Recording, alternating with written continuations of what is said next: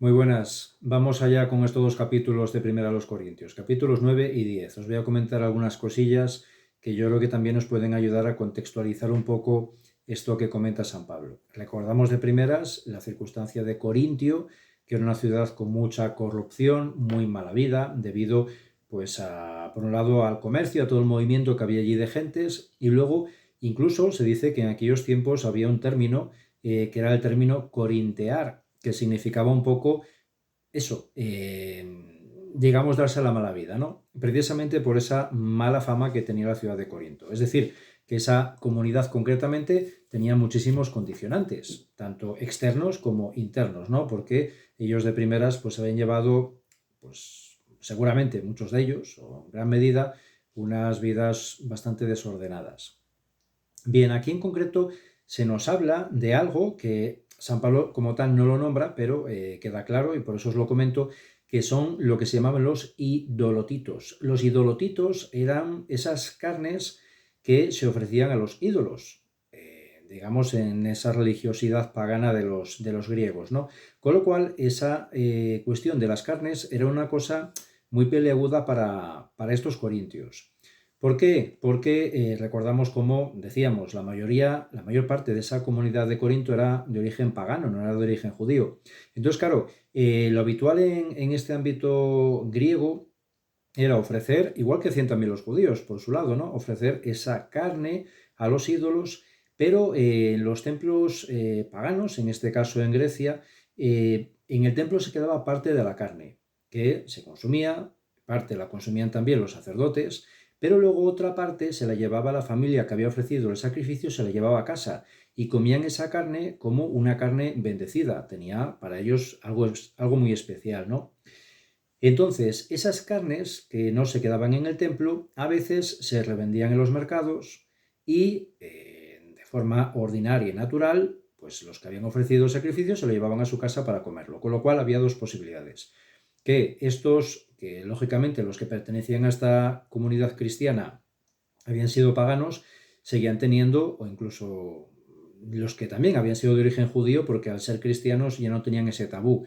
Ellos seguían relacionándose, lógicamente, con también otras personas, tanto familiares como amigos, que eran paganos, no eran cristianos o no eran de origen judío. Entonces, cuando iban a sus casas, eran invitados a comer, estaba la cuestión de que les podían ofrecer comida sacrificada a los ídolos. O cuando iban a comprar al mercado, pues a lo mejor también les vendían comida que había estado sacrificada a los ídolos. Entonces era la cuestión, ¿no? Si ellos podían consumir esa carne o no.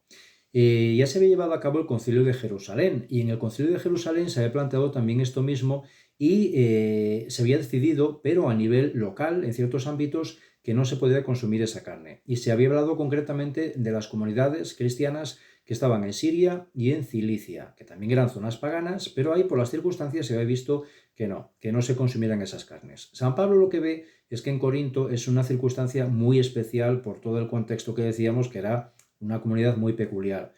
Entonces, claro, San Pablo lo que muestra, lo que plantea en esta comunidad es que no es necesario en esta comunidad llevar a cabo lo que sí se planteó en Siria o en Cilicia.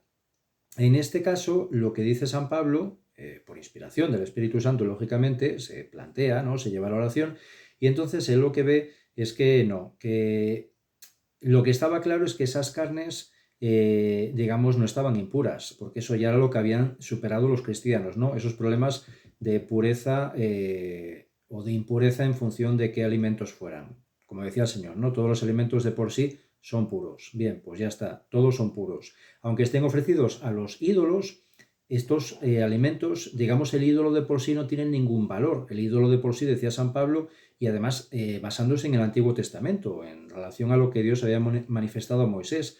El ídolo en sí era nada, era una tontería. El problema era que cuando uno caía en idolatría, lo que hacía al final era, evidentemente, rechazar a Dios, con lo cual se abría al demonio.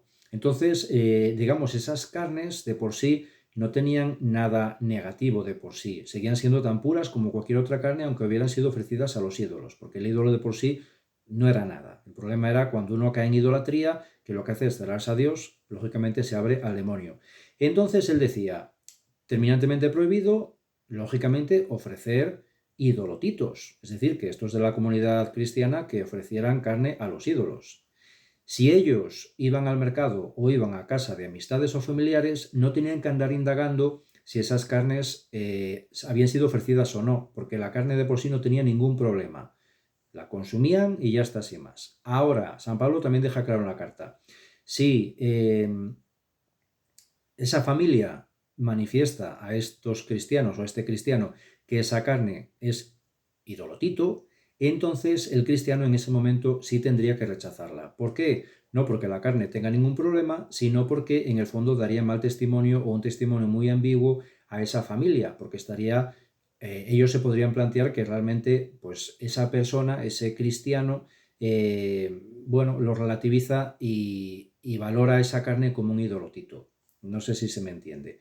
Es decir, el problema era el testimonio que se le da a estos. Y también estaba el problema cuando había cristianos, a lo mejor ya, pero que todavía, y era normal, que seguían con esa cuestión de que ellos habían sido paganos y seguían con esa tentación o esa circunstancia de darle cierto peso aún, pese a ser cristianos, darle cierto peso por su experiencia previa, por sus creencias previas, a los ídolos. Con lo cual, en esos casos también, dentro de la comunidad, evidentemente había que tener mucho peligro porque podía provocarse el hecho de que pecara ese hermano cristiano ante esa tentación. Entonces, ante esas circunstancias, igualmente había que rechazar totalmente ese tipo de carnes. Con lo cual, en esencia, la carne de por sí no tenía ningún problema, la carne seguía siendo pura, la circunstancia era lo que envolvía a esa situación, ¿no? Tanto si era para dar buen testimonio a los paganos, como si era para no dar lugar a tentaciones ante cristianos, pero que tenían origen pagano también. Bien, es un poco todo esto que insiste, además lo centra, se ve claramente, tanto en los capítulos 8, 9 y 10, habla un poquito en relación a todo esto, ¿vale? Bien, eso por un lado. De los idolotitos creo que es lo que os tenía que decir. Luego también en estos dos capítulos que nos correspondían, aquí también es interesante cómo San Pablo, digamos, ilumina esa renuncia a la esperanza, esas renuncias a las circunstancias cotidianas, no esos sacrificios, esas penitencias, con una esperanza a un premio futuro, lo ilumina a partir de esa imagen que es muy clara para los corintios, que eran los juegos istmicos que se llamaban, porque como recordamos Corinto en el istmo, eran los Juegos Istmicos, que se llevaban a cabo cada 2 años, un poco en la línea de los Juegos Olímpicos, pero a menor escala, ¿no? Bien, entonces aquí por eso, como eran importantísimos y era una ciudad pues que evidentemente atraía muchísima gente, mucho turismo, digamos, deportivo en esas ocasiones, pues él aprovecha también esa imagen para que ellos entiendan un poco mejor lo que les quiere manifestar, ¿no? Poniendo ese modelo del atleta, el atleta que se esfuerza, que se sacrifica por el premio que quiere conseguir, aunque como dice San Pablo, incluso él se esfuerza y se sacrifica por un premio que en el fondo es una corona que se marchita, cuando nosotros lo hacemos por una corona eterna, ¿no? Que jamás se va a marchitar. Y pone esos dos ejemplos, del heraldo y del púgil. El heraldo en concreto era el que precisamente anunciaba el comienzo de la competición, el que marcaba la señal de salida o el momento que comenzaba la lucha, y luego también el que, digamos, proclamaba al vencedor. Y luego el púgil, bueno, pues igual que en nuestro caso con el boxeo, pues era el luchador cuerpo a cuerpo, ¿no? Bien, pues era una imagen muy gráfica para iluminar a estos de Corinto. Luego también nos habla del sello de su apostolado. En el sello de su apostolado también es significativo porque San Pablo lo que nos dice aquí, que el sello de su apostolado no es, digamos, o lo que muestra, ¿no?, su autenticidad como apóstol, es su predicación. Muchos podrían ver como que su predicación fuera maravillosa, pues eso era lo que manifestaba que él era un auténtico apóstol. Él dice que no, que eso simplemente es un deber y que además eso es pura gracia de Dios. En esencia, lo que él muestra como el sello de su apostolado son esos sacrificios, esas renuncias, como él dice, esos derechos de cualquier apóstol bueno, pues a lo mejor a no tener que trabajar, a dejarse mantener por la comunidad. Bien, pues él renuncia absolutamente a todo eso precisamente para dar el mejor testimonio posible. Y es ahí donde él ve que está también actuando esa gracia de Dios, como realmente prueba clara de que él es apóstol, de que es él, recordamos que apóstol significa enviado por Dios, enviado de Dios.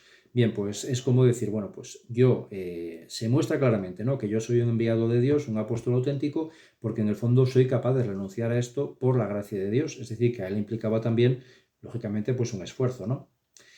¿Qué más os digo en cuanto a lo de las mujeres? Aquí se nos habla de esas mujeres que acompañaban, habla, digamos, él, ¿no? Justificando esa posibilidad de estar acompañado por mujeres. Aquí se ha planteado, ¿no? El hecho de que está hablando del matrimonio, de tener esposas. Los apóstoles pueden tener esposas. Había algunos que tenían esposas. Claramente San Pedro tenía esposa porque se nos habla de la suegra, ¿no? Que es curada por el Señor. Pero aquí San Pablo no se refiere a eso, no se refiere al tener derecho a poder casarse. Aquí está hablando simplemente de mujeres que les acompañaban para prestar los servicios convenientes, mujeres piadosas y de fe, mujeres cristianas. Es decir, es lo mismo que hacía el Señor cuando, por ejemplo, tenemos el pasaje de San Lucas, capítulo 8, versículos 1 a 3, por iluminar un poquito, ¿no? Entonces aquí se nos decía eso, nos nombra San Lucas una serie de mujeres y decía esto, decía el Señor, tal, una serie de mujeres y otras muchas que les servían con sus bienes, es decir, discípulas que acompañaban al grupo de los discípulos y luego también ayudaban y servían en diferentes maneras, y una de ellas también con sus bienes, ¿no? Bien, pues es a lo que se referiría aquí San Pablo, concretamente a ese derecho, igual que les había mostrado el Señor, a ir acompañados por mujeres, porque recordamos que en el judaísmo pues eso era totalmente inviable.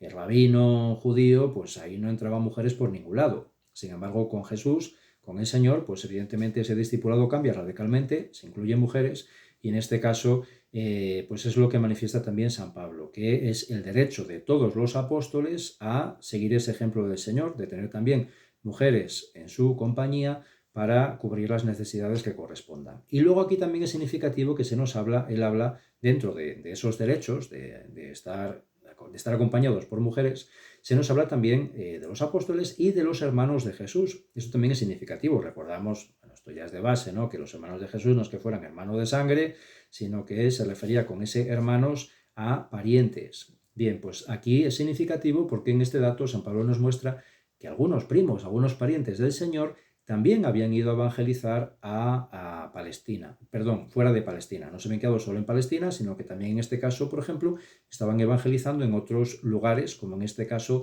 en la zona de Grecia.